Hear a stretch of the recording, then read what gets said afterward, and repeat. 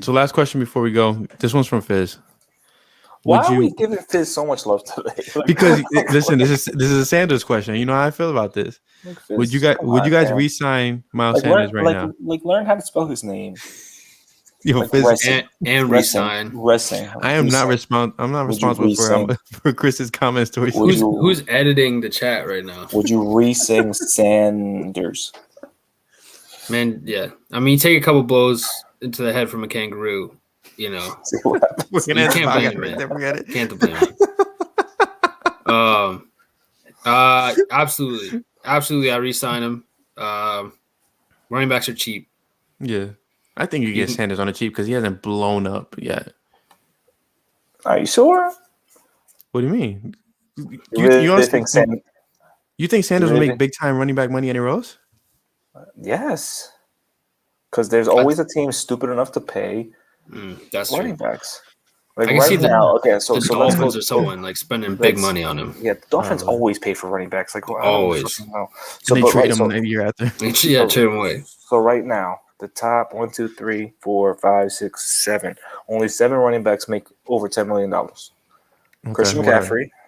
Way better than Sanders. Alvin Kamara. Better. Zeke. Better. Dalvin Cook. Better. Derrick Henry. Better. Aaron Jones.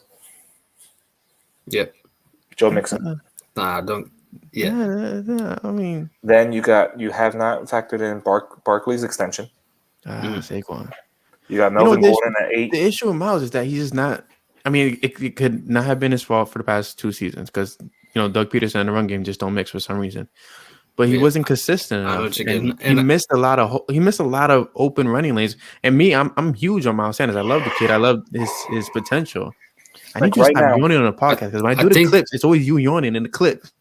I think the thing that Brian's getting at is every name on that list that you just mentioned is the RB1 with no committee.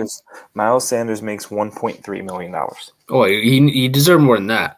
Yeah, absolutely. So right now, okay, outside of those top 10, the 10 million and up. So we got Melvin Gordon, who probably if you give him an $8 million contract, eight per year, I'd take that. So you got Saquon at 7.7. That'll definitely boom up. Is that Saquon's first contract? That's his rookie. Okay. Yep. You got Austin Eckler at 6.1. You got Kareem Hunt at 6. You got fucking Tariq Cohen at 5.7. You got Kenyon Drake for whatever reason the Raiders wanted to give him this contract at 5.5. Chris Carson at 5.2. You got David Johnson at 5.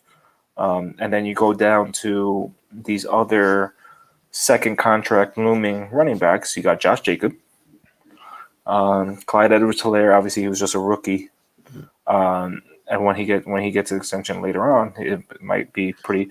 Jonathan would be the perfect. You got Jonathan Taylor. You got Jonathan Taylor. Taylor balled out. I see Jacobs getting paid. I see Helaire. I see they may not retain him. Like the Chiefs, I don't know. They don't like to keep the running backs. They'll use them for a couple of years.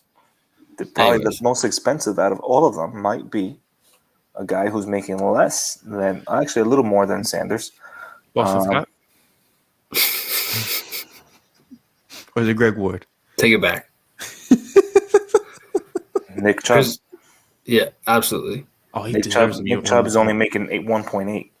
That's criminal. So these guys are going to make bank. So if these guys sign before Sanders and really set that standard, are you okay with paying Miles Sanders, who has a fumbling problem and gets dinged up a little too much, $8-9 million a year, $10 million a year?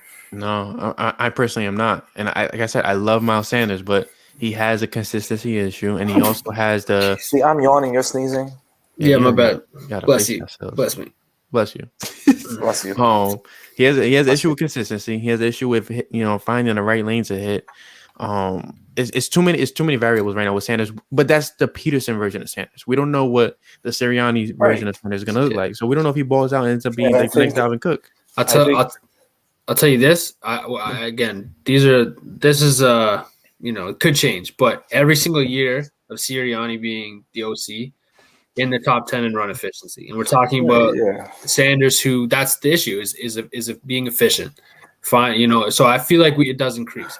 And they had a trio over there in the Colts that mirror what the Eagles have right now. Exactly. They had Marlon Mack, they had John Taylor, and they had the other guy, Hines.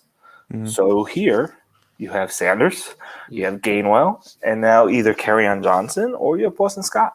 So I think you have the similar rotation to what he had in Indy, and it can work. I just don't think if you're going to have a rotation like that, and you have a guy who knows how to really use running backs like that, because when he was in San Diego, he had Melvin Gordon, and they did draft Kenny Gainwell. Yeah, so like if you're going to have that kind of rotation, are you paying a running back big money to be part of a pretty good rotation in that? And I don't think that's going to happen. And the first guy to say that on our podcast was, I think, last August, and that was Barchard, John Barchard. He said Miles Sanders is not going to get a second contract to the Eagles. Eagles don't pay running back. And I wouldn't be surprised if that's true. Do you know what's going to play a huge factor is whether or not Jalen Hurts is the guy. Because if not, you're spending a first round pick on a quarterback, right? So I think that if he's the guy and you have him on a contract for a couple more years, then you may be willing to spend more on the running back. But this year's going to be huge. But I feel like if you get him for $8 million, I'll take that. Let's see what they pull off.